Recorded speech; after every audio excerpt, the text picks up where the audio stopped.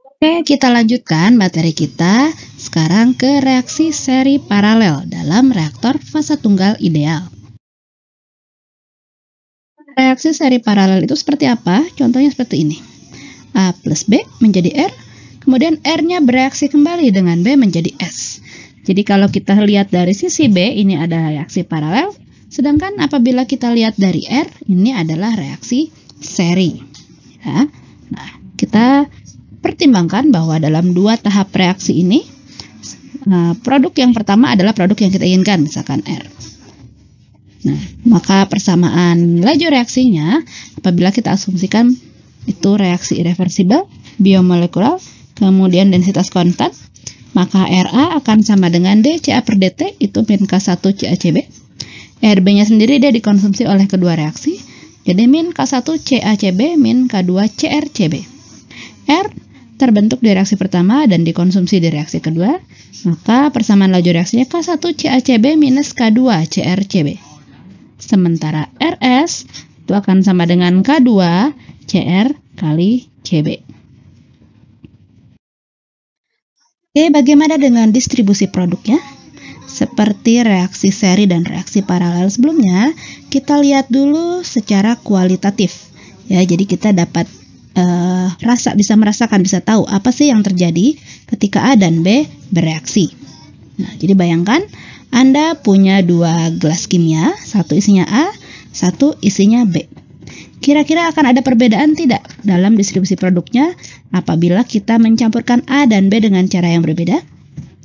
Oke, caranya yang pertama kita masukkan A pelan-pelan ke B, atau yang kedua adalah kita masukkan B pelan-pelan ke A. Kemudian yang ketiga kita campurkan langsung saja A dan B, masukkan ke gelas kimia baru. Nah, kira-kira ada beda distribusi produknya atau tidak? Kita lihat dalam slide-slide selanjutnya. Oke, kita perhatikan alternatif pertama ini. A dimasukkan ke B secara perlahan-lahan. Gambarnya sih mudah seperti ini ya. Tapi Anda bayangkan ketika A perlahan-lahan dimasukkan ke B, maka A yang dimasukkan itu akan langsung bereaksi dengan B. Ya, jadi ketika A-nya kita masukkan perlahan-lahan, maka tidak akan ada A yang tersisa. Karena akan langsung membentuk R. Tapi jangan lupa di sini B-nya itu banyak ya, sesuai dengan reaksi, R-nya kemudian akan langsung bereaksi kembali dengan B yang ada dan membentuk S.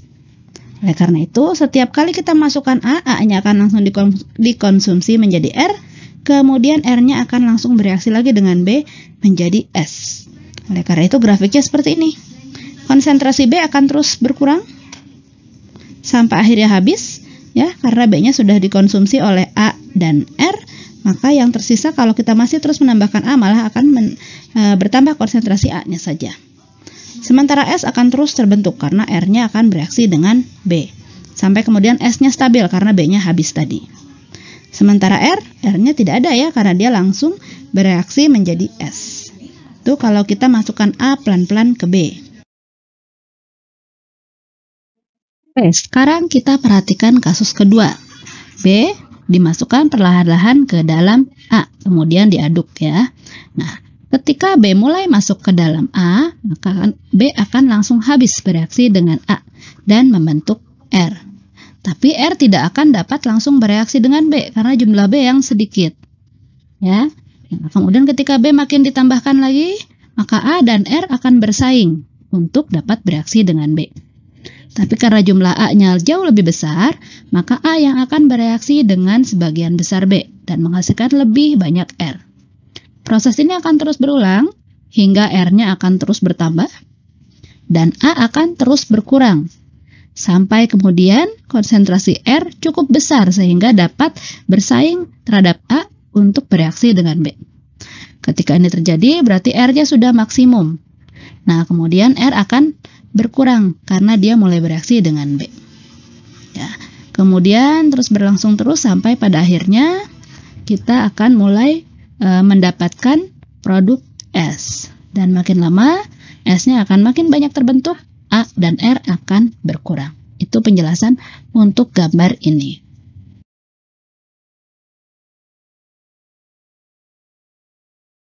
Oke, sekarang bagaimana kalau A dan B kita campurkan perlahan-lahan ke dalam reaktor yang baru lagi. Ya. Nah, ketika A dan B kita masukkan perlahan-lahan, maka A dan B akan bereaksi secara perlahan-lahan juga, sehingga akan menghasilkan R. Ketika R mulai banyak, ini sama seperti B yang dimasukkan ke A tadi, maka R mulai bersaing dengan A untuk dapat bereaksi dengan B. Ya, terus berlangsung, nah sehingga kondisinya akan mirip dengan B yang dimasukkan ke dalam A, sehingga kurva distribusinya akan sama juga.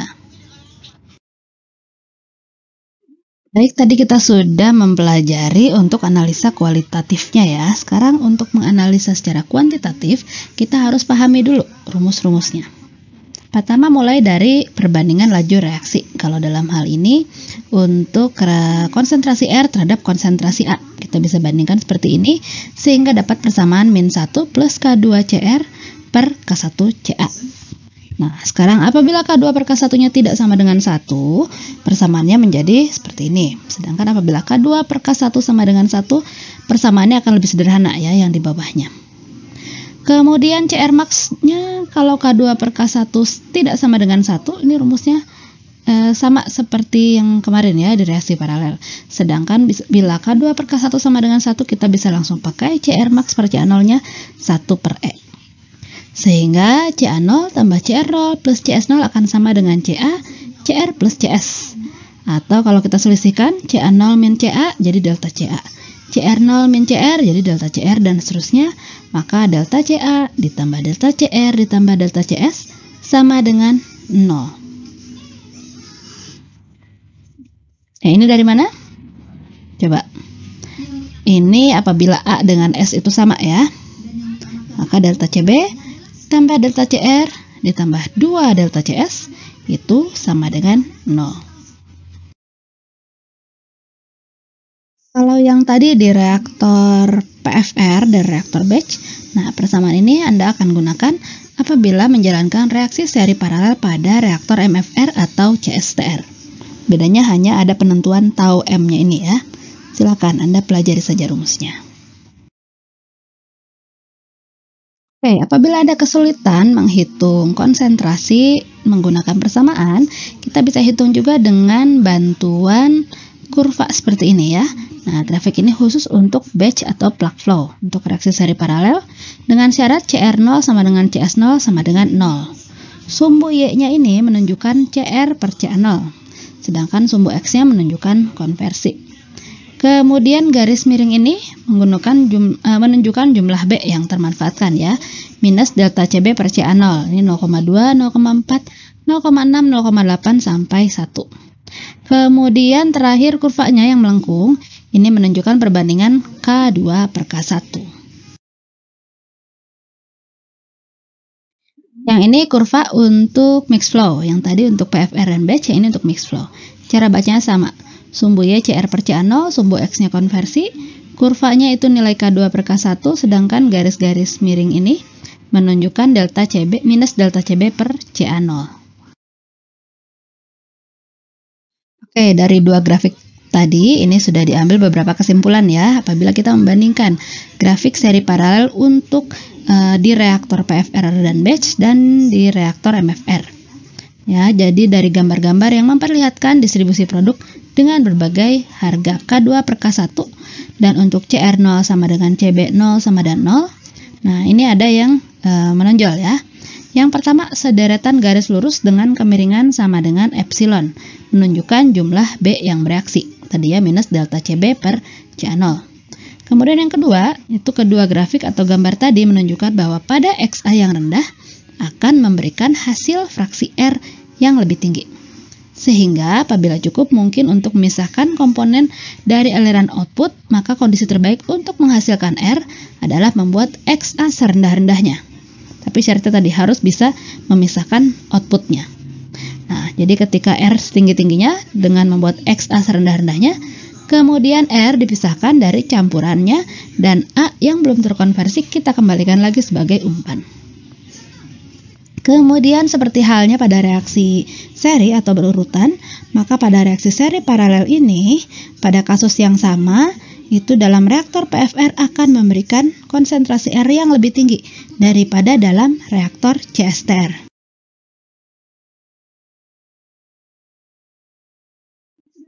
Supaya Anda makin paham, kita coba contoh soal berikut ya. Oke, nah ini ada contoh kasus ya. Ada beberapa eksperimen, tepatnya 3 eksperimen. Reaksi yang dijalankan A plus B menjadi R, R plus B menjadi S. Nah, untuk 3 eksperimen ini, tolong tunjukkan konstanta atau laju reaksinya ya untuk reaksi seri paralel. Yang A, setengah mol B dituangkan sedikit demi sedikit sambil diaduk ke dalam gelas kimia yang berisikan 1 mol A. Reaksinya berjalan pelan, kemudian ketika B habis terkonsumsi, tersisa 0,67 mol A belum bereaksi. Yang B, 1 mol A dan 1,2 mol B dicampurkan secara cepat, kemudian reaksinya berjalan sangat lambat sehingga tidak menghasilkan produk lain ya sebelum campuran ini homogen. Kemudian ketika reaksi sudah selesai, setengah mol R ternyata ditemukan di dalam campuran tersebut. Yang C ada 1 mol A dan 1,25 mol B dicampurkan langsung bareng-bareng, kemudian reaksinya juga cukup lambat sehingga tidak sampai membentuk zat lain sebelum A dan B homogen. Kemudian ketika 0,9 mol B terkonsumsi, terdapat 0,3 mol S di dalam campuran. Baik, bagaimana cara mengerjakannya? Sebenarnya kita memanfaatkan kurva yang tadi, yang di gambar 813 ya, untuk mengerjakan soal ini. Oke, yang A. Yang A ini, tadi dibilang bahwa setengah mol B dimasukkan, kemudian ketika B terkonsumsi semuanya, ada sisa A 0,67. Ini berarti apa? Berarti ketika delta B per A0 0,5, ini ya berarti AB yang bereaksi karena senyawa B yang bereaksi itu kan tadi setengah mol dibagi A0 dibagi 1, maka AB delta B per A0 itu 0,5. Kemudian yang tersisa itu A-nya 0,67 per 1. Berarti ini satu konversinya ya, 1 min X ini ada di sini. Nah, kita tarik garis lurus sehingga kita bisa tahu dia memotong di kurva K2 per K1 berapa. Nah, ternyata motongnya di K2 per K1 sama dengan 4.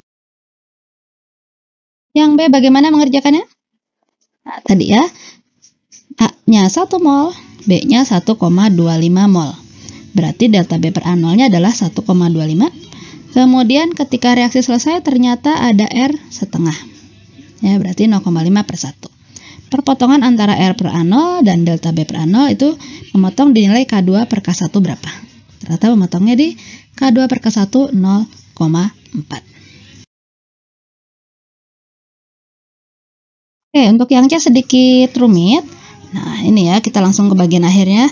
Ketika 0,9 mol B terkonsumsi, berarti delta B per A0-nya 0,9, ternyata ada S sebanyak 0,3. Nah, kita lihat selisih antara di sininya itu adalah delta S per A0, 0,3.